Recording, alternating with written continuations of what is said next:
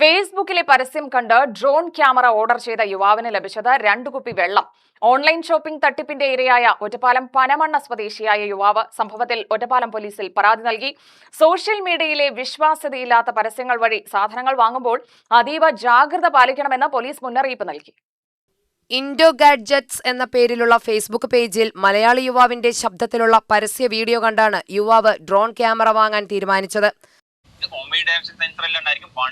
Sensor വരുന്നത് ഈ കാണുന്ന നീറ്റ് ആൻഡ് ക്വാളിറ്റി ഡ്രോൺ ആണ്. നമുക്ക് സ്റ്റോക്ക് വന്നിരിക്കുന്നത് ബാറ്ററി സൈക്കിൾ എല്ലാം ചോദിക്കുന്നതായിരിക്കും. നമുക്ക് ബാറ്ററി സൈക്കിൾ 5 മാറും മാത്രമേ ഉള്ളൂ. അത്രയും നല്ല നീറ്റ് ആൻഡ് ക്ലീൻ പീസ് ആണ്. ഇതിന്റെ വീഡിയോ ക്വാളിറ്റി ആണെങ്കിൽ നമുക്ക് കണ്ടോ ഇത്രയും ഈ കാണുന്ന പോലെ നല്ല വിഷ്വൽ ക്വാളിറ്റി എല്ലാം കിട്ടുന്ന ഡ്രോൺ ആണ്.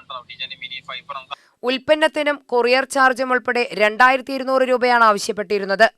പരസ്യത്തിലെ ലിങ്കിൽ ക്ലിക്ക് ചെയ്തതോടെ വാട്സാപ്പ് ചാറ്റിലേക്ക് പ്രവേശിക്കുകയായിരുന്നു.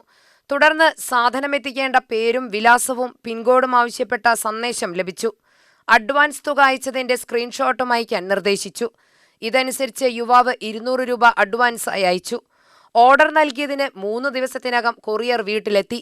ബാക്കി തുകയായ 2000 രൂപ കൊറിയർ ജീവനക്കാരന് നൽകിയ ശേഷമാണ് പാഴ്സൽ കൈപ്പറ്റിയത്. എന്നാൽ പാഴ്സൽ തുറന്ന് പരിശോധിച്ചപ്പോൾ പ്രതീക്ഷിച്ച ഡ്രോൺ ക്യാമറയ്ക്ക് പകരം 2 കുപ്പി വെള്ളമാണ് ഉണ്ടായിരുന്നത്. ഇതോടെ തട്ടിപ്പിനിരയായെന്ന് മനസ്സിലാക്കിയ യുവാവ് ഒറ്റപ്പാലം പോലീസിൽ പരാതി നൽകുകയായിരുന്നു. സംഭവത്തിൽ പോലീസ് അന്വേഷണം ആരംഭിച്ചിട്ടുണ്ട്.